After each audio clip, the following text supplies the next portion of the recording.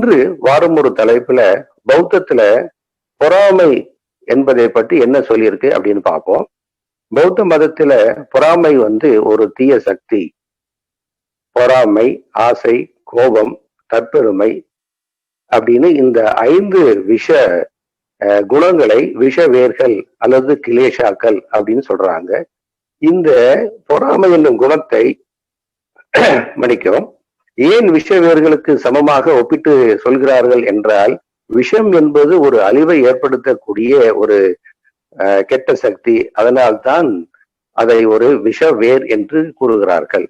இந்த பொறாமை என்னும் குணம் அழிவை மட்டும் கொடுக்காமல் மன ரீதியாக, உடல் ரீதியாக ஒரு வலியை ஏற்படுத்தக்கூடிய ஒரு விஷவேர். இப்ப 2 பேர் இருக்காங்க, நண்பர்கள், 10 ஆண்டுகள் ஒன்றாக பழகுகிறார்கள். ஒருவருக்கு மட்டும் அவருடைய ஆபீஸ்ல ப்ரமோஷன் வருது, பதவி உயர்வு வருது, அவருக்கு மகிழ்ச்சி. பதவி கிடைக்காத நபருக்கு ஒரு ஏமாற்றம், ஒரு வருத்தம், மன வருத்தம். அதனால அவர் என்ன பண்றாரு, எனக்கு கிடைக்கிற ப்ரமோஷன் எனக்கு கிடைக்கல, அவருக்கு கிடைச்சிருக்கு அப்படின்னு ஒரு மன வருத்தம், ஒரு ஏக்கம், வருந்துகிறார். அந்த மன வருத்தத்தினால வேதனைப்படுறாரு. அதுக்கப்புறம் அவரே நினைச்சுக்கிறாரு, ஒரு தாழ்வு மனப்பானை, எனக்கு என்ன இல்லை அவருக்கு இருக்கு, அவருக்கு மட்டும் ஏன் கொடுத்தாங்க அப்படின்னு ஒரு தாழ்வு மனப்பாடையோட புழுங்குறாரு.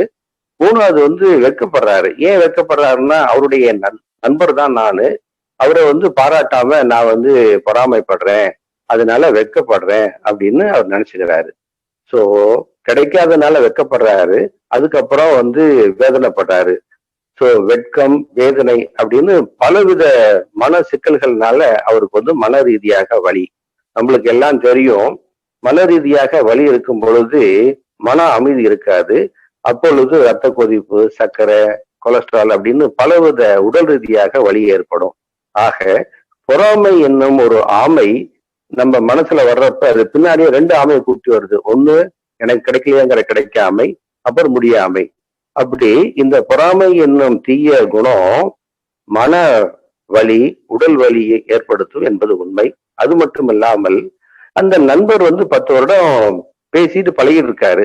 அவருக்கு ஒரு பதவி வரும் பொழுது இந்த நண்பர் என்ன சொல்றாரு, அவரு போன் பண்ணா கூட பேச மாட்டேங்கிறாரு, எந்த உதவியை கேட்டாலும் கொடுக்க மாட்டேங்கிறாரு. உறவுகள் எல்லாம் விரிசல் ஏற்படுது. இந்த பொறாமையினால நண்பர்கள், உறவினர்கள், கூட வேலை செய்யும் சக ஊழியர்கள்ட்டையும் இந்த உறவுகள் பாதிக்கப்படுது. ஆக பொறாமையினால உடல் வலி, மனவலி, உறவுகள்ல விரிசல் ஏற்படுது. ஆகவே இந்த பொறாமை என்னும் குணத்தை நம்ம எவ்வாறு கையாள்வது, எப்படி அதை குறைப்பது அப்படின்னு பௌத்தத்துல வழி சொல்லியிருக்கா அப்படின்னு கேட்டா இருக்கு. பௌத்தம் என்ன சொல்லுது, இந்த பொறாமையே ஒரு விஷ வேர் தான். அப்போ விஷத்துக்கு மாற்று மருந்து இருக்கணும் இல்லையா? பௌத்தத்துல மாற்று மருந்து இருக்கு. சோ பொறாமை என்னும் கெட்ட குணத்துக்கு பௌத்தத்துல மாற்று மருந்து என்ன அப்படின்னு கேட்டோம்னா, முதித்தா என்னும் பாராட்டு மகிழ்ச்சி. பௌத்தத்துல 4 விலைமதி முடியாத சிறந்த பண்புகள், விலை மதிக்க முடியாத 4 சிறந்த பண்புகள் அல்லது பிரம்ம விகார்கள் அப்படின்னு சொல்றாங்க. 1 முதித்தா, 2வது மேத்தா, 3வது கருணா, 4வது உபேக்கா. மேத்தா என்பது அன்பான கருணை, முதித்தா என்பது ஒரு பாராட்டு மகிழ்ச்சி, 3வது கருணா என்பது கருணை, 4வது உபேக்கா அதாவது ஒரு சீரான மனநிலை. இந்த 4 பண்புகளையும் நாம் அன்றாட வாழ்க்கையில கடைபிடிக்கும் பொழுது இந்த பொறாமை என்னும் குணம் பக்கத்துல வராது. இந்த முதித்தா என்ற பண்பை நம்ம அதிகமாக கடைபிடிக்க வேண்டும். அது கடைபிடிக்கிறது கஷ்டம். அது என்ன பாராட்டு மகிழ்ச்சி அப்படின்னு நீங்க கேட்கலாம். பாராட்டு மகிழ்ச்சி அப்படின்னா, இந்த ப்ரொமோஷன் கிடைக்காத நண்பர் என்ன பண்ணும், ப்ரொமோஷன் கிடைச்ச நண்பர்கிட்ட உங்களுடைய ப்ரொமோஷனுக்கு நான் பாராட்டுறேன், ஏன்னா அவங்களுக்கு என்னைய விட அதிகமான ஒரு தகுதி இருக்கு, அதனால உங்களுக்கு கொடுத்துருக்காங்க, அதனால உங்க மகிழ்ச்சியில நான் பங்கேற்றுக் கொள்கிறேன், பாராட்டுகிறேன் அப்படின்னு பாராட்டு மகிழ்ச்சியை அவருக்கு பகிர்ந்து கொள்வதுதான் முதித்தா என்பது பாலி மொழியில. இது பௌத்தத்துல ஒரு தாய் தன் குழந்தையின் வெற்றிகளில் எப்படி மகிழ்ச்சி காண்கிறதோ, ஆரம்பத்துல குழந்தை எந்திரிச்சு நடக்குது, அப்புறம் ஓடுது, ஸ்கூலுக்கு போறாங்க, காலேஜுக்கு போறாங்க அப்படின்னு தன் குழந்தையின் வெற்றியில் ஒவ்வொரு படியிலையும் மகிழ்ச்சி காண்பதுதான் இந்த முதித்தா என்னும் பாராட்டு மகிழ்ச்சி. அதை நம்ம மக்கள்கிட்ட பகிர்ந்து கொள்ளும் போது இந்த பொறாமை பக்கத்துல வராது. இந்த முதித்தா பயிர் இந்த பாராட்டு மகிழ்ச்சியை வந்து நம்ம அன்றாட வாழ்க்கையில கடைபிடிக்கிறது உண்மையா கஷ்டம்தான். நீங்க கேட்பீங்க, என்ன டாக்டர், ஒரு தாய் தன் குழந்தைக்கு வந்து மகிழ்ச்சியை பாராட்டுறது சாதாரண விஷயம். ஆனா ஒரு மூன்றாவது மனிதருக்கு பாராட்டு மகிழ்ச்சி வந்து நடைமுறையில முடியுமா அப்படின்னு கேட்கலாம். இது முடியும். ஏன்னு கேட்டா, பௌத்தம் என்பது ஒரு மார்க்கம் தான். ஒரு நல்ல வழியில நடக்கிறது தான் பௌத்தம். நான் வந்து 54வது வயசுல தான் பௌத்தம் ஏற்றுக்கொண்டேன். 53 வயசு வரைக்கும் அப்பப்ப பொய் சொல்லிட்டு தான் இருந்தேன். இப்ப 54 வயசுல பௌத்தம் ஏற்றுக்கொண்ட பிறகு பொய் சொல்லக்கூடாது அப்படின்னு மண்டைய உரைக்குது. ஆகவே இந்த முதித்தா பயிற்சி, அதாவது பாராட்டு மகிழ்ச்சியை நாம் கடைபிடிக்க கஷ்டமாக இருந்தாலும் பயிற்சி மூலமாக நீங்க வந்து அதை ஏற்றுக்கொள்ளலாம். எப்படின்னா, ஒரு நாளைக்கு வந்து இந்த தியான பயிற்சி வந்து விபாசனா என்பது பௌத்தத்துல ஒரு ஊர்முயற்சி. அந்த பயிற்சி பண்ண முடியாத கூட சாதாரண தியான பயிற்சி பண்ணுங்க. அப்படி பண்ணும் பொழுது 3 நபர்களை உங்கள் கண் முன்னால் நிறுத்துங்க.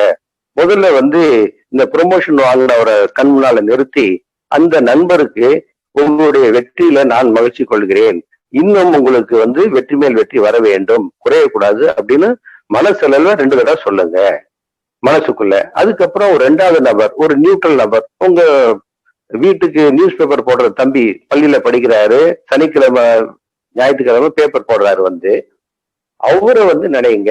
அவரு வந்து டெய்லி 5 மணிக்கு வந்து பங்க்சுவலா போடுறாரு, அவருக்கு நிறைய வெற்றி கிடைக்க வேண்டும் அப்படின்னு அவருக்கும் பாராட்டு மகிழ்ச்சியை தெரியப்படுத்துங்கள். 3வது, இதே இந்த பாராட்டு மகிழ்ச்சியை 3வது நபர், உங்களுக்கு வந்து பிடிக்காத நபர்கிட்டையும் அவருடைய நல்ல குணங்களை நினைத்து அவருக்கும் பாராட்டு மகிழ்ச்சியை தெரியப்படுத்துங்கள். அப்படி தினமும் இந்த பயிற்சியை நீங்க செய்யும் பொழுது மற்ற எல்லா மனிதர்களுக்கும், மனித குலத்திற்கும் இந்த பாராட்டு மகிழ்ச்சியை நீங்க செய்வீர்கள். அப்படி செய்யும் பொழுது உங்களுடைய இதயம் மென்மையடையும், மேன்மையடையும். ஆகவே இந்த பாராட்டு மகிழ்ச்சி முதித்தாவை நீங்கள் கடைபிடிக்கும் பொழுது பொறாமை என்னும் குணம் பக்கத்துல வராது. உங்கள் மனதில் மகிழ்ச்சியும் நிறைவும் இருக்கும் என்று கூறிக்கொண்டு விடைபெறுகிறேன். நன்றி. மக்கள் மறுமலர்ச்சி தடம் அமைப்பின் தலைவர் மருத்துவர் ராஜவர்தன் அவர்களே, இந்திய பௌத்த சங்கத்தின் தமிழ்நாடு கிளையின் தலைவர் பொறியாளர் ஜான்சிராணி அவர்களே, இந்த நிகழ்ச்சியின் ஒருங்கிணைப்பாளர் மருத்துவர் மனோகரன் அவர்களே,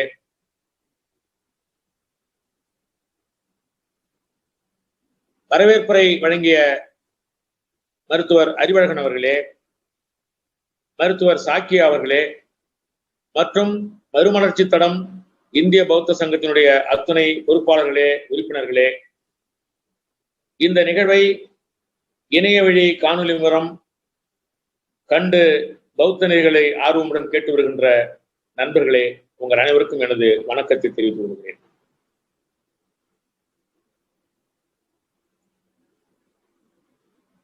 புத்தருடைய பெருமையையும் அவருடைய நெறியான தம்ம உரையை நான் சொல்வதற்கு முன்பு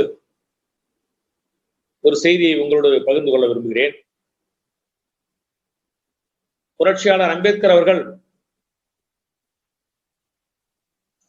தன் வாழ்நாள் முழுவதும் இந்த ஒடுக்கப்பட்ட சமூகத்திற்காக போராடி அவர்களுக்கு உரிமை பெற்றுவதற்கு தன் வாழ்நாளை அர்ப்பணித்துக் கொண்டார். அதற்கு காரணம், அவர் இளமையில் ஆரம்பத்தில் அந்த துன்பங்களை அனுபவித்தவர். நாம் ஏன் இப்படி துன்பப்பட்டோம், நாம ஏன் புறக்கணித்தார்கள் என்ற எண்ணம் அவரை உறுத்தி அதற்கு ஒரு தீர்வு காண வேண்டும் என்பதற்காக ஒட்டுமொத்த மக்களுக்குமான ஒரு விடியலை அவர் உருவாக்கினார். தனக்கு துன்பம் ஏற்பட்டதனால் அதற்கு ஒரு விடியலை தேட வேண்டும் என்ற ஒரு வேகம், வெறி அவருக்கு வந்தது. தந்தை பெரியார் அவர்கள் ஒரு உயர்ந்த வசதி படைத்த குடும்பத்தில் பிறந்திருந்தாலும் சூத்திரன் என்ற இழிவு நம்மை துரத்துகிறதே, அதை துடைக்க வேண்டும் என்ற எண்ணத்திலே அந்த சனாதனத்தை ஒழிப்பதற்காக தன் வாழ்நாள் முழுவதும் பகுத்தறிவு கருத்துக்களை பரப்பி வந்தார். இப்ப தனக்கு ஒரு துன்பமோ பிரச்சனையோ வந்ததனால் அதை நீக்க வேண்டும், மாற்ற வேண்டும் என்ற ஒரு அடிப்படையிலே தந்தை பெரியாரோ புரட்சியாளர் அம்பேத்கரோ சமூக பணியில் இறங்கி தன்னை முழுமையாக அர்ப்பணித்துக் கொண்ட ஒரு மாமனிதர்கள். ஆனால் உயர் வைத்திய புத்தர் அவர்களோ அவருக்கு எந்த இழி நிலையும் கிடையாது. யாரும் அவரை ஒதுக்கவில்லை. சமுதாயத்தில் இருந்த புறக்கணிப்பும் அவருக்கு கிடையாது. ஆனாலும் அவர் ஏன் மக்கள் துன்பப்படுவதை பற்றியும் அதற்கு நிவாரணம் காண வேண்டும் என்ற எண்ணம் பற்றியும் இறங்கினார் என்பதை நினைத்தால் ஆச்சரியமாக இருக்கிறது. பொதுவாக வலி எடுப்பவர்கள் தானே மருந்து பூசிக்கொள்வார்கள். தனக்கு எந்த வலியும் இல்லாத போதும் இந்த சமூகத்திற்கு, இந்த உலகத்திற்கு இந்த வலி, இந்த துன்பம் ஏன் வருகிறது என்று எண்ணி அதை வருடக்கணக்கிலே ஆய்வு செய்து அதற்கு ஒரு நல்ல தீர்வை இந்த சமூகத்திற்கு வழங்கிய ஒரு மகான் தான் புத்தர். மற்ற மாமனிதர்களை விட இந்த குறிப்பிட்ட விஷயத்தில் யோசிக்கும் போது புத்தரை நினைத்தால் மிகப்பாக இருக்கிறது. அவர் இந்த சமூகத்திற்கு வழங்கி சென்ற கருத்துரையில் மிக முக்கியமானது ஒழுக்கமும் அறநெறியும் தான். சுருக்கமா சொல்ல போனா ஒழுக்கம், வாழ்க்கையில் ஒழுக்கம் இருக்க வேண்டும், அறிவுடன் செயல்பட வேண்டும். இதனுடைய சாராம்சம் தான் பல்வேறு கோணங்களில் விரித்து மணிக்கணக்கா நம்ம சொல்லிக்கிட்டே போறோம். அதுல தம்ம உரை பற்றி நான் இன்று பேசுறதா சொல்லியிருந்தேன். புத்தருடைய தம்ம உரை பற்றி நான் கிட்டத்தட்ட இப்பதான் ஒரு ஓராண்டுக்கு பிறகுதான், அதற்கு முன்பு பௌத்தத்தில் ஈடுபாடு உண்டு. புரட்சியாளர் அம்பேத்கர், தந்தை பெரியார் வழியிலே நான் செயல்பட்டு வருகின்ற ஒரு கவிஞன்.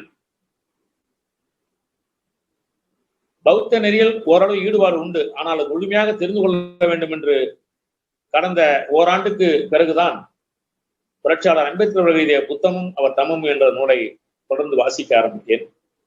அதில் ஏற்பட்ட ஒரு உணர்வுகளும் உள்ளத்திற்கு தெளிவும் எனக்கு மிகவும் மகிழ்ச்சியும் தெம்பையும் ஊட்டியது. அதிலிருந்து தம்மம் அறிவும் என்று பல்வேறு கவிதைகளை நான் தொடர்ந்து எழுதி முகநூலில் வெளியிட்டு வந்துள்ளேன். இப்போது அந்த கவிதைகளுடைய சாராம்சத்தை தான் உங்களுடன் நான் பகிர்ந்து கொள்ள விரும்புகிறேன். தீப்பற்றி எரிகின்ற ஒரு மரத்திலே பறவைகள் சென்று தங்குவதற்கு வாய்ப்பு உண்டா? அதுபோலத்தான் தீய எண்ணம் கொண்டவரிடத்திலே அறநெறியோ மெய்நெறியோ சேராது. நமது செயல்களின் விளைவு என்றும் நம்மை நிழல் போல தொடர்ந்து வரும். நமது செயல்களுடைய விளைவு நம்மை நிழல் போல் தொடர்ந்து வரும். செம்மை செயல்கள் நமக்கு நன்மையை விளைவிக்கும். இருளென்னும் அழுக்ககற்றி நெஞ்சில் ஏற்றுவோம் பேருடையை. அறிவை விருத்தி செய்வோம், மனதை ஆய்ந்திட பயிற்சி கொள்வோம். எண்ணத்தை உற்று நோக்கு. நமது எண்ணத்தை நாம் உற்று நோக்கணும். அங்கு எழுகின்ற தீமையை போக்கு. அந்த எண்ணத்தை நாம் உற்று நோக்கும் பொழுது அங்கே தப்பான, கசப்பான, மாசான எண்ணங்கள் ஏதேனும் இருந்தால் அதை நாம் அகற்ற வேண்டும். அதற்குத்தான் நமது எண்ணத்தை நாம் உற்று நோக்க வேண்டும். நன்னெறி நடத்தியை ஏற்று வாழ்க்கையை நலமுள்ளதாக்க வேண்டும். நிலையான ஓர் உண்மை, அது நிலையாமை என அறிய வேண்டும். நிலையான ஓர் உண்மை, அது நிலையாமை என்று அறிய வேண்டும். நமக்கு நேர்கின்ற துக்கத்திற்கு காரணம் அறியாமை என்று உணர வேண்டும். எல்லா துன்பத்திற்கும் காரணம் அறியாமைதான். வாழும் துயரளிக்கும் மூட பாதையை தவிர்த்திடுவோம். மூட பாதையை தவிர்த்திடுவோம். பகுத்தறிவை ஊட்டும் உயர் பௌத்தத்தை அறிந்திடுவோம் என்று இந்த பௌத்தத்தை அறிகின்ற முயற்சியிலே நான் இறங்கினேன். கூரையில் கூரை வீடுன்னு சொல்றோம் இல்லைங்களா? கூரை வீடு. அந்த கூரை வீடு, கூரையின் ஓட்டையில் மழை நீர் வழியும். அது போலத்தான் குறையுள்ள மனத்தில் தான் கசடுகள் நுழையும். ஒழுகுதலை நிறுத்த நாம் கூரையை வேய்வது போல் உயரிய மனம் பெறுவதற்கு நாம் உள்மனதை ஆய வேண்டும். நறுமணம் போல் உயர்ந்த நலம்பல வார்க்கும் நல்லோர் உறவை நாம் என்றும் நாட வேண்டும். உண்மையை உண்மையாய் உணர்வதே மகிமை. உண்மையை உண்மையாய் உணர்வதே மகிமை. உண்மையின் உண்மையை உணராதல் மடமை. உண்மையின் உண்மையை உணராதல் மடமை. நல்மனம் பெற்றிட, நட்புகள் கிட்டிட என்வகை மார்க்கமே என்வகை மார்க்கத்தை ஏற்பது பெருமை. அந்த என்வகை மார்க்கம் விரிவாக அது தெரியும், பலருக்கும் தெரிந்து கொள்ளலாம்.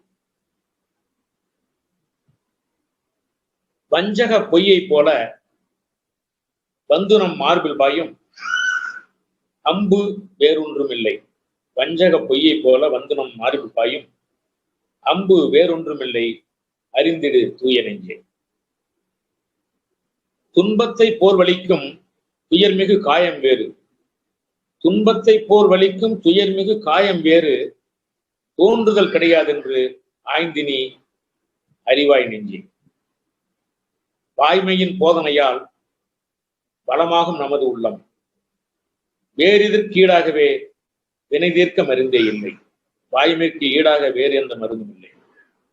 கருத்து குருடகற்றி காட்சியில் தெளிவையூட்டும் மருத்துவம் போல உயர்ந்த மகத்துவம்தான் தம்மம். கண்களின் குருடை, கண்ணில் உள்ள குருடை குருட்டை குறையை மருத்துவம் சரி செய்வது போல நமது கருத்து குருட்டை சரி செய்வது இந்த உயர்ந்த பௌத்தமே. தம்மத்தை நன்கறிந்து தவறாமல் நன்குணர்ந்து நன்னறி வழி நடப்போம், நலமெல்லாம் பெற்றுயர்வோம். 11 நன்மை தரும் தூய பௌத்த உரை அறிவோம். 11 நன்மையை தருகின்ற தூய பௌத்த உரை அறிவோம். உறக்கமும் அமைதியோடும் உயர்கல்வி பெறுவதற்கும், சான்றோர்கள் போற்றிட சாமானியர் நேசிக்க, சலிப்பூட்டும் கனவு நீங்க விடத்தால் சங்கடம் தோன்றாதிருக்க, வெள்ளமோ தீயோ வருத்தாமல் இருக்கவும், வீண்பம்பு சண்டைகள் விலகியே ஓடுதற்கும், பொலிவோடு வாழ்வதற்கும், இறந்த பின்னும் புகழோடு நிலைப்பதற்கும், பொலிவோடு வாழ்வதற்கும் இறந்த பின்னும் புகழ் என்றும் நிலைப்பதற்கும், இத்தனை இந்த 11 நன்மைகள் நிகழ்வதற்கு என்ன செய்யணும்? அன்போடும் இரக்கத்தோடும் அளவற்ற கனிவு வேண்டும். நமக்கு வேண்டியது அன்பும் இரக்கமும் அளவற்ற கனிவு. இது இருந்தால் போதும், இந்த மேலே சொன்ன 11 நன்மைகள் நமக்கு தானே வந்து சேரும் என்பது பௌத்த உரைக்கின்ற ஒரு நல்ல உரை.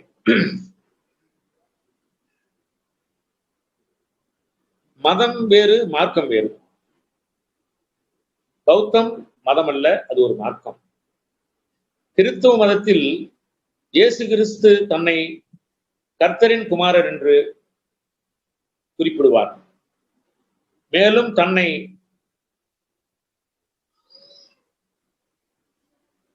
இறைதூதர் என்ற அவர் தன்னை ஏற்பவர்கள் மட்டுமே மோட்சத்தை பெறுவார்கள் என்று நிபந்தனை விதித்தார். இஸ்லாம் மதத்திலோ தானே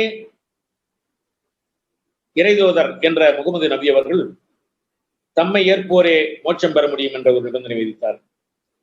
இந்து மதத்திலோ எண்ணற்ற கடவுள்கள், அதுக்கு கணக்கு வழக்கே இல்லை, அவ்வளவு கடவுள்கள். அது போன்ற ஏகப்பட்ட கருத்துரைகள் மோட்சத்தை பெறுவதற்கு. உலகில் பல மதங்களும் கடவுளை முன்னிறுத்திய கருத்தைத்தான் பரப்புகின்றது. கடவுளை முன்னிறுத்தும் கருத்தை தான் பரப்புகின்றது. புத்த சமயத்தில் மட்டுமே கடவுள் பற்றிய கருத்துரைகள் இல்லை. கடவுள் பற்றிய கருத்துரைகள் இல்லை பௌத்த மதத்தில். சுத்தோதனர் மகாமாயாவுக்கு பிறந்த இயல்பான மனிதர் என ஏம்பிய புத்தர் தான் மோட்சமளிக்கும் தீர்க்கதரிசி அல்ல, நல் மார்க்கம் காட்டும் போதகர் என்றார். நல்ல மார்க்கத்தை காட்டும் போதகர் என்றார். திறந்த புத்தகமாய் விருந்து வைக்கும் பௌத்தம் யாரும் ஆய்ந்து ஏற்கத்தக்க அறிவு பெட்டகம். ஆம், பௌத்தம் ஓர் பகுத்தறிவு மார்க்கம்.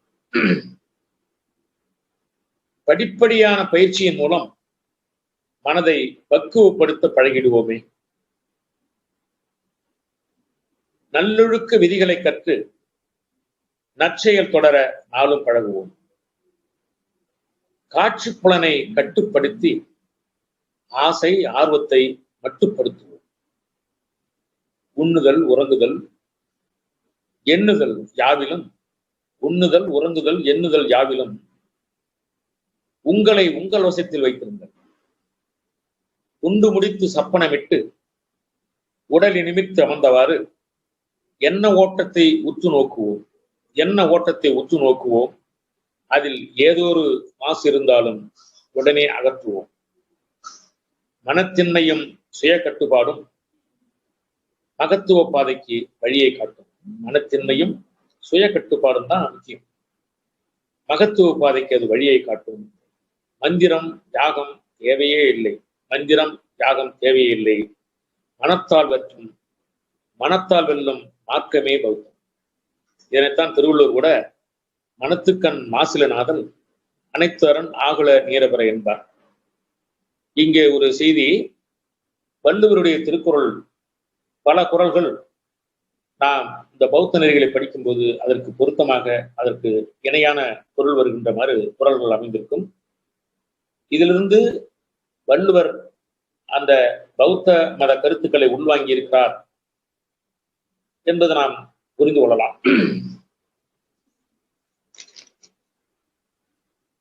தூய்மையின் வழியில் வாழ்க்கையை தொடர்வதே தம்மமாகும். தூய்மையின் வழியில் வாழ்க்கையை தொடர்வதே தம்மமாகும். உணர்வால் தூய்மை, உரையால் தூய்மை, உள்ளத்தால் தூய்மை எனும் மூவகை தூய்மையை ஏற்பதே பௌத்தம். கொல்லாமை, பிறர் பொருளை கொல்லாமை, புலன் உணர்வால் குற்றம் புரியாமை, இந்த மூன்றும் உணர்வு தூய்மை. உணர்வு தூய்மை இந்த மூன்று. பொய் பேசாமை, புறங்கூறாமை, பயனில சொல்லாமை, இந்த மூன்றும் உரை தூய்மையாகும். நாம் சொல்லுகின்ற உரையிலே இருக்கின்ற தூய்மையாகும். கள்ள மனம் இல்லாமை, கெடுதல் நினைப்பு இல்லாமை, நல்ல நோக்கம் ஒன்றையே கொண்டிருத்தல், இந்த மூன்றும் உல தூய்மை, உள்ள தூய்மையாகும். இது போன்ற இந்த மூன்று தூய்மைகளை நாம் பின்பற்றினால் நமது வாழ்க்கை மிகச் சிறப்பாக இருக்கும். இதைத்தான் திருவள்ளுவர் கூட புற தூய்மை நீரான் அமையும், அகத்தூய்மை வாய்மையால் காணப்படும் என்று சொல்வார்.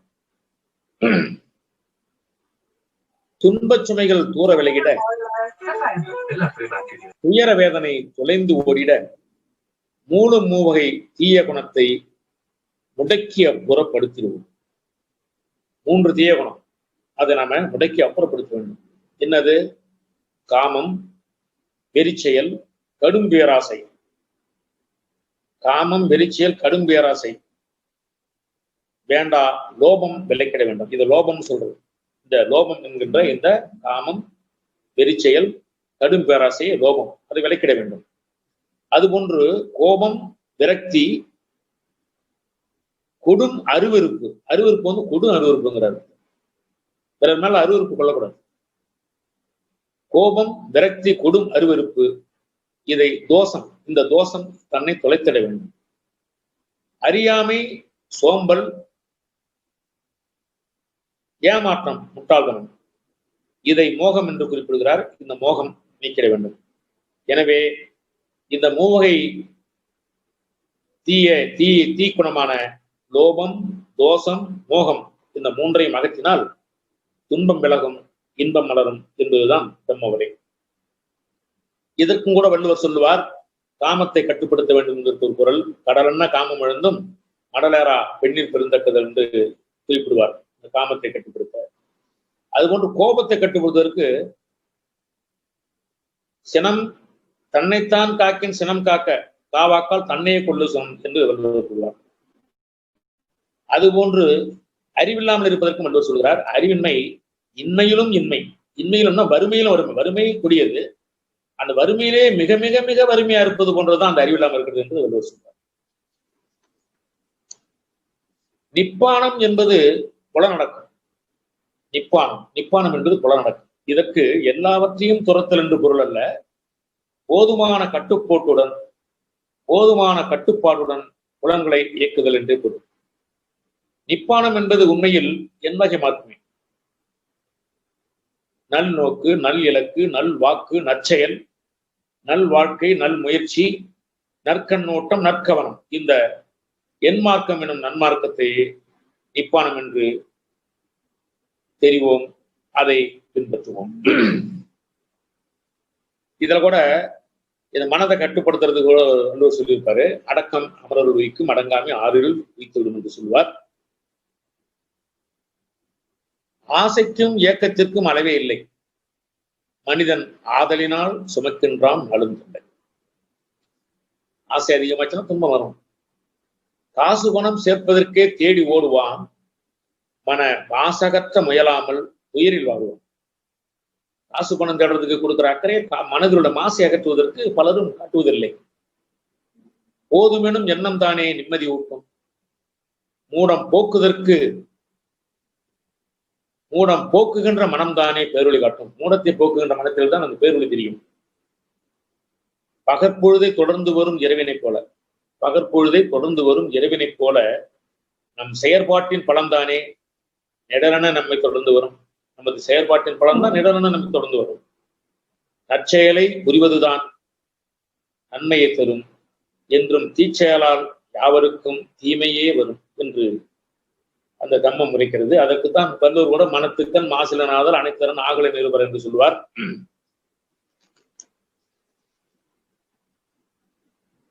தம்மம் யாகத்தில் நம்பிக்கை கொள்வதில்லை.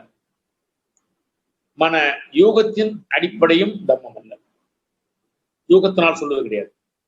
ஆன்மாவில் நம்பிக்கை கொள்வதல்ல, எந்த ஆண்டவரை ஏற்பதுவும் தம்மம் அல்ல. இயற்கைக்கு அப்பாற்பட்டதென்று என்று ஏம்பிடும் யாதொன்றும் தம்மம் அல்ல. அறநூல் பற்பல கற்பதனால் மட்டும் ஆகாது, அதுவும் தம்மம் அல்ல. பிறகு எதுதான் தம்மம்? அறிவை நன்கறிவதும் அதன் வழி நடப்பதும் சீலத்தை ஏற்பதுமே தம்மம்.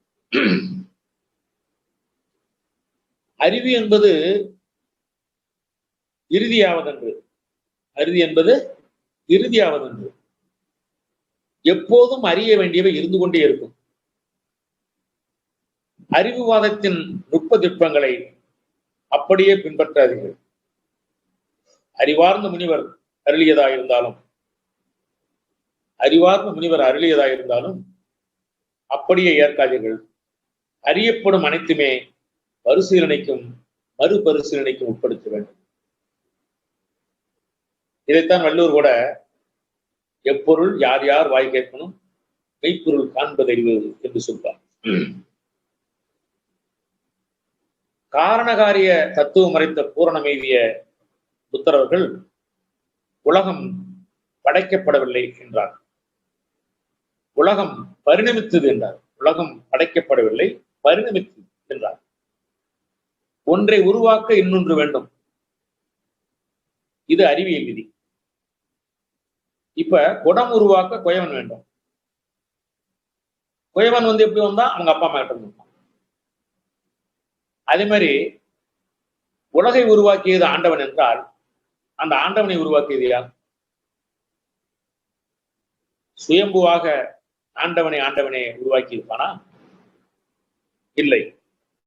ஒன்று உருவாக இன்னொன்று வேண்டும். எனவே ஏதுமற்றதிலிருந்து எதுவும் உருவாக முடியாது. எனவே இந்த பிரபஞ்சம் படைக்கப்படவில்லை, பரிணமித்தது என்று உயர்வைதிய புத்தர் நமக்கு உரைத்திருக்கிறார். மனதில் தோன்றும் தீய எண்ணத்தால் தீச்செயல் நேரும். தீச்செயல் புரிய தீமை விளையும். மனதில் தீமை எண்ணம் தோன்றினால் தீமை விளையும். அந்த தீமை செயலை புரியும் போது நமக்கு துன்பம் விளையும். இழுப்பவர் பின்னே தொடர்கின்ற தேரினை போல, இழுத்து செல்பவர் பின்னே செல்கின்ற தேரினை போல நமது மனதின் இயக்கித்தேற்பதான் மானிடம் நகரும். மனிதனுக்கு துன்பம் நேர்வது அடுத்த மனிதனின் அநீதியால் தான். துன்பம் ஒருத்தருக்கு எப்படி வருதுன்னா அடுத்த மனிதனுடைய அநீதியால் தான் துன்பம் வருது. நீதி வழி ஒன்றே துன்பத்தை நீக்கிடும் மாமருந்து. மனங்கள் தோறும் நல்லெண்ணம் தோன்ற நற்செயல் மலரும். நற்செயல் மலர்ந்தால் நன்மைகள் விளையும். அனைத்திற்கும் மூலம் மனமே. அனைத்திற்கும் மூலம் மனமே. மனமே குரு. எனவே மதிநுட்பம் பெரு.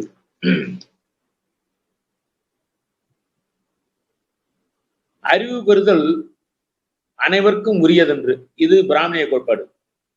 அறிவு பெறுதல் அனைவருக்கும் உரியதென்று, இது பிராமணிய கோட்பாடு.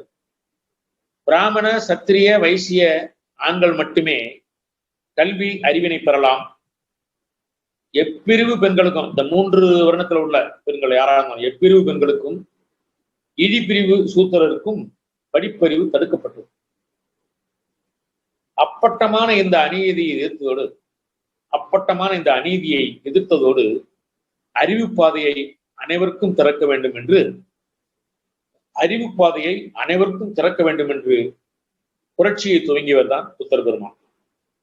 அன்று கோசர மன்னர் அவையில் ஒரு நாள், கோசர மன்னருடைய அவையிலே கோலோச்சிய ராஜரிஷி பிராமணர் லோகிக்கன், அவரோடு புத்தருக்கு ஏற்பட்ட தர்க்கம், அந்த வாதத்தை ஏற்று அந்த பிராமணர் தனது தவறை உணர்ந்தார். என்ன தவறு? அறிவு பெறுதல் அனைவருக்கும் உரியதென்று அவங்க சொன்னாங்க இல்லையா, அந்த மனுசர்மம், அது தவறு என்று உணர்ந்தார். அது தன்னுடைய வாதத்தால் புத்தர் அவரை உணர வைத்தார்.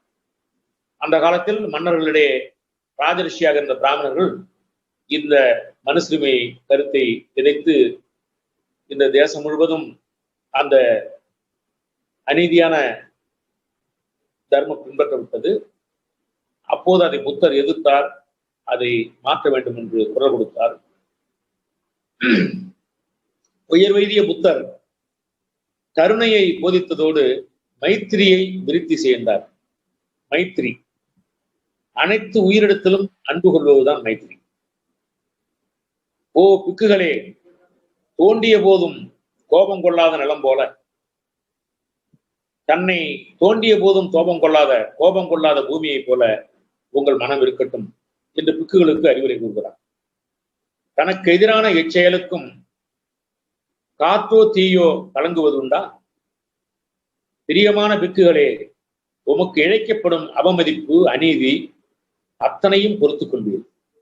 உங்களின் அன்பின் விரிகையாலும், அன்பின் விரிகையாலும் அளவற்ற கருணையாலும் தீங்கிழைப்போர் யாவரும் சோர்ந்து விலகிடுவார், வெட்கப்பட்டு சோர்ந்து விலகிடுவார். இதுதான் வள்ளுவர் சொல்வார், இன்னா செய்தாரை ஒருத்தல் அவர்மான நன்னயம் செய்துவிடுகிறார்.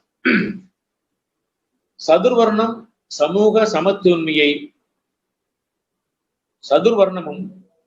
சமூக சமத்துவமின்மையும் பிராமணிய கோட்பாடாக இருந்தது. இதனை வேரோடும் வேரடி மண்ணோடும் வெறுத்தவர் தான் புத்தர். சாதிகளை எதிர்த்த புத்தர் உறுதியாக சமத்துவத்தை ஆதரித்தார்.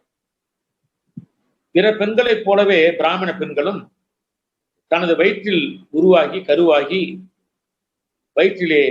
உருவாகி கருவாகி ஊரறிய பிறந்த பெண்ணும் பிரம்மனின் வாய் வழியை பிறந்ததாய் கதைகள் பேசும் பிராமணர்களே.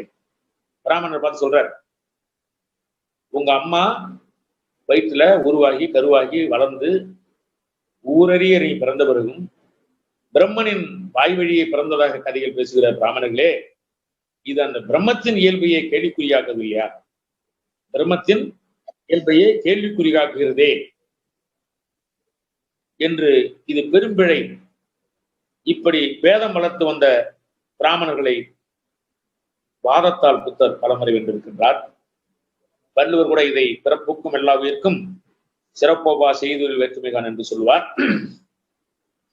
ஒரு சமயம் உயர் வைத்திய புத்தர் அவர்கள் வந்து கொண்டிருந்தார்.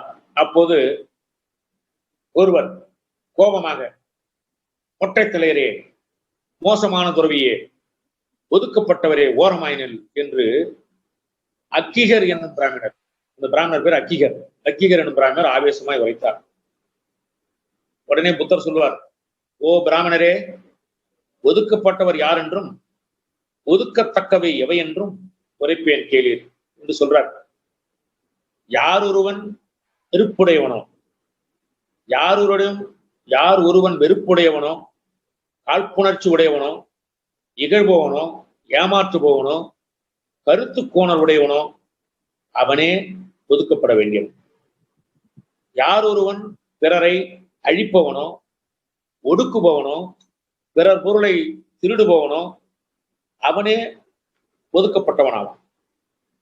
எவன் ஒருவன் கல் அருந்துபவனோ கடனை ஏமாற்றுபவனோ பொய் உரைப்பவனோ பிறன் மனை கெடுப்பவனோ அவனே ஒதுக்கப்பட்டவன். ஒதுக்கப்பட வேண்டிய அவன்தான். எவன் ஒருவன் பெற்றோரை பேண மறப்பானோ தவறான நெறியை மற்றோருக்கு உரைப்பானோ அவனே ஒதுக்கப்பட வேண்டியவன். இதனை அன்றி இது போன்ற பிழைகளையும் தவறுகளையும் இல்லாமல் இதனை அன்றி யார் ஒருவனும் பிறப்பால் ஒதுக்கப்பட்டவன் அல்ல, பிறப்பால் உயர்ந்தவனும் அல்ல என்று இந்த உரையை மிக அமைதியாக அழுத்தமாக அறமுறைத்த அறிவார்ந்த புத்தரின் உறவுகளை கேட்டு அவர் மீது வசவு சொன்ன அந்த அக்கிகரன் பிராமணன் வெட்கத்தால் தலைகுனிந்து வருந்தி வெட்கப்பட்டான். இதை கூட சொல்லுவார், அந்தனர்னா பிராமின் சொல்லி எடுப்பாங்க. அந்தனர்லாம் பிராமின் கிடையாது. அந்தனர் என்போர் அறவோர் மற்ற உயிர்க்கும் செந்தன்மை பூண்டொழுகலான். மற்ற உயிரிடுக்கெல்லாம் எந்த துன்பமும் செய்யாம இருக்கணும் அந்தனர். மற்றபடி அந்தனர்னா பிராமணர் கிடையாது. வல்லவன் தான் நல்லவனா கேட்கிறார் புத்தர். வல்லவன் தான் நல்லவனா? இது பதில் சொல்லுவதற்கு தடுமாறக்கூடிய கேள்விதான். வாழ்க்கையின் போராட்டத்தால் வந்தமைந்த விதிமுறையால் பலசாலிகள் மேல்நிலையிலும் பலவீனர்கள் கடைநிலையிலும் இருக்க காணுகின்றோம். எப்போதும் சமுதாயம் விரும்புவது நல்லவனையே. சமுதாயம் விரும்புவது நல்லவனையே. தம்மம் சமத்துவத்தை தான் போதிக்கிறது. தம்மம் எப்போதும் சமத்துவத்தையே போதிக்கிறது. அதுதான் நல்லவனை நிலைநிறுத்தும். எனவே புத்தர் சமத்துவத்தை எனவேதான் புத்தர் சமத்துவத்தை போதிக்காத எம்மதமும் ஏற்புடையது. எந்த மதமா இருந்தாலும் அது சமத்துவத்தை போதிக்கவில்லை என்றால் அது ஏற்புடைய மதமாக ஏற்றுக்கொள்ள முடியாது என்று வாதிட்டார். மேலும் புத்தர் தனக்கு இன்பம் தரும் செயல்கள் பிறர்க்கும் இன்பம் தருவதோடு மற்றவர்களுக்கும் இன்பம் தருவதோடு அடக்குமுறையை அடக்குமுறையை முற்றிலுமாக சிறிது கூட இல்லாத அனுமதிக்காத ஆகச்சிறந்த சமயமே பௌத்தம் என்றார். அதுவே அது ஒரு மதம், அதுதான் பௌத்தம் என்றார். மதம் கடவுள் ஆன்மாவை நம்புவது. பொதுவாக மதங்கள்லாம் கடவுள் ஆன்மாவை நம்புவது. கடவுளை வணங்கிட வசீகரிக்க சடங்கு பலி யாகம் என்று பிரார்த்தனை தொடர்வது. ஆனால் தம்மம் அப்படி இல்லை. தம்மம் பிரக்ஞை கருணை இதனால் ஆனது. உள்ளதை உள்ளபடி உணர்ந்து வாழ்வது, உள்ளதை உள்ளபடி உணர்ந்து கொள்வதுதான் பிரக்ஞை. இது தம்மத்தினுடைய ஒரு முதல் தூண். அன்புதான் கருணை. அன்பு இன்றி சமூகம் வாழவோ வளரவோ முடியாது. இது தம்மத்தின் இரண்டாவது தூண். மதம் பிரபஞ்சத்தின் தோற்றத்தை வெளிப்படுத்துகிறது. தம்மமோ மானுட வாழ்க்கையை நெறிப்படுத்துகிறது. மதம் உலகை விளக்குகிறது. தம்மம் உலகை புனரமைக்கிறது. மதமும் தம்மமும் விலகியே நிற்கும் இருவேறு துருவங்கள். இது ரெண்டு துருவம். மதம் ஒரு துருவம்னா தம்மம் இன்னொரு துருவம். நேரு அதற்கு எதிரான கருத்துக்களை சொல்லக்கூடியது. இப்படி தம்ம உரை, புத்தர் சொன்ன உரை இன்னும் நீண்டு கொண்டே போகும். நான் இப்போதுதான் பௌத்தத்தை பொறுத்த ஒரு மாணவனாக அந்த புத்தகத்தை படித்து வருகிறேன். புரட்சியாளர் அம்பேத்கர் எழுதிய புத்தமும் தம்மம் ஒன்றும் முடிக்கல. கிட்டத்தட்ட ஒரு 300 பக்கம் தான் படிச்சிருக்கிறேன். அதை படிக்கும்போது நான் உள்வாங்கிய கருத்துக்களையும் நான் எடுத்து வைத்த குறிப்புகளையும் அடிப்படையாக கொண்டு உங்களுக்கு இந்த பௌத்த உரையை நான் இப்போது வழங்கினேன். இன்னும் இந்த பௌத்தத்திலே தீர்க்கமாக நாமை ஈடுபடுத்திக் கொண்டால், நம்மை ஆழ்படுத்திக் கொண்டால் நமது வாழ்க்கை வளமாகும், நமது மனது மகிழ்வெய்தும். எனவே எல்லோரும் பௌத்தம் ஏற்போம் என்று உங்களிடம் கூறிக்கொள்ளும் அதே வேளையில் இந்த நான் ஆரம்பத்தில் சொல்லும்போது என்னை அறிமுகப்படுத்திய ஒரு நண்பர் சொன்னார், எழுச்சி தமிழர் திருமாவளவன் அவர்கள் பிறந்த ஊரில் நானும் பிறந்தேன் என்று. திருமா அவர்களுக்கு நான் 7 வயது மூத்தவன். இளம் வயது மேற்கொண்டே சிறு வயது மேற்கொண்டே அவரை பார்த்து அவருடைய வளர்ச்சியை கண்டு மகிழ்ந்தவன்.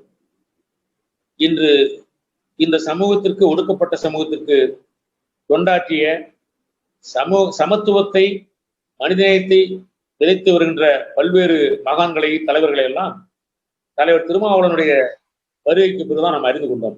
குறிப்பாக அயோத்திதாஸ் பண்டிதர், இரட்டைமலை சீனிவாசன், இவர்களெல்லாம் நான் கல்லூரியில் படித்திருந்தால் கூட, நெய்வேலி நிறுவனத்தில் பணி செய்து வந்தால் கூட இவர்களை பற்றியெல்லாம் எனக்கு ரொம்ப நாள் தெரியாது.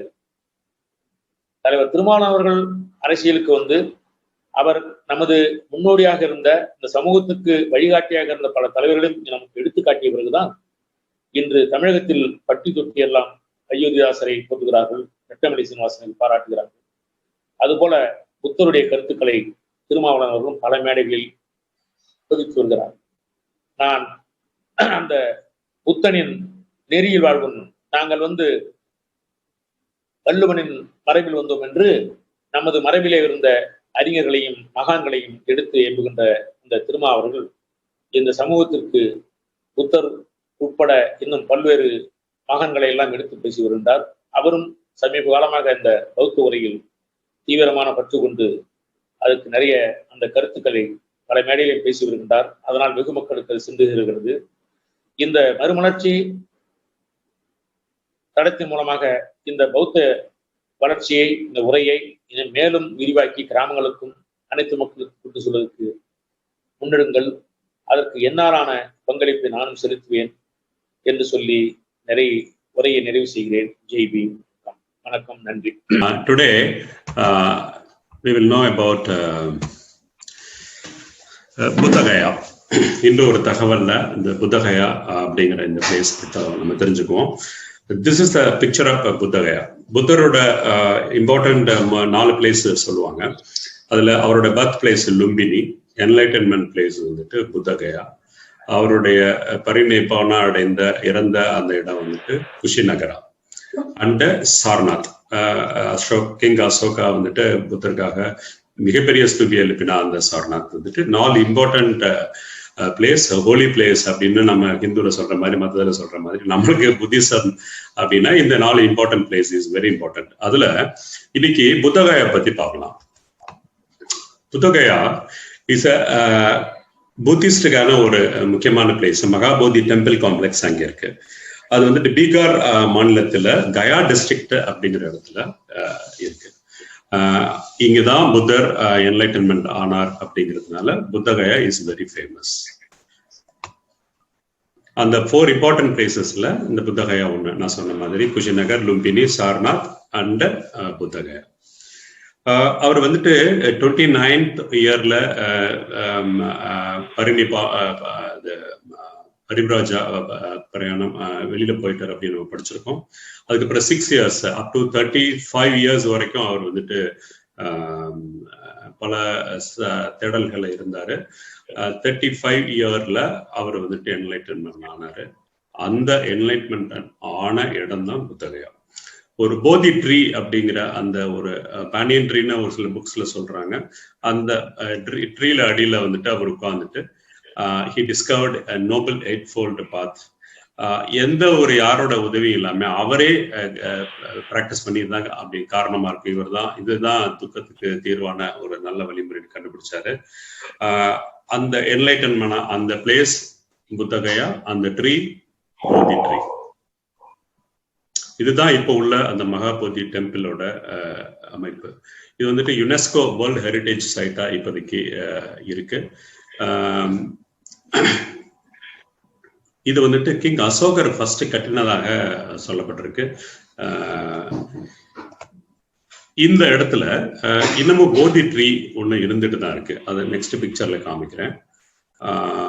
அந்த போதி ட்ரீ வந்துட்டு ஃபர்ஸ்ட் அவர் போதி மரத்தடியில அந்த போதி ட்ரீயோட வாரிசு அப்படின்னு சொல்லலாம். அந்த போதி ட்ரீயோட ஒரு பிரான்ச் வந்துட்டு ஸ்ரீலங்காவை எடுத்துட்டு போயிட்டு அங்கே இருந்துட்டு அந்த பிரான்ச்சை மறுபடியும் இங்க கொண்டு வந்து மறுபடியும் வளர்க்கப்பட்ட அந்த ட்ரீ இன்னமும் அங்க ஒரு போதி ட்ரீ இருக்கு. ஆக அதனுடைய வாரிசு மாதிரி நம்ம அதை எடுத்துக்கலாம். ஸோ நம்ம இதான் அந்த டெம்பிள் காம்ப்ளெக்ஸ்.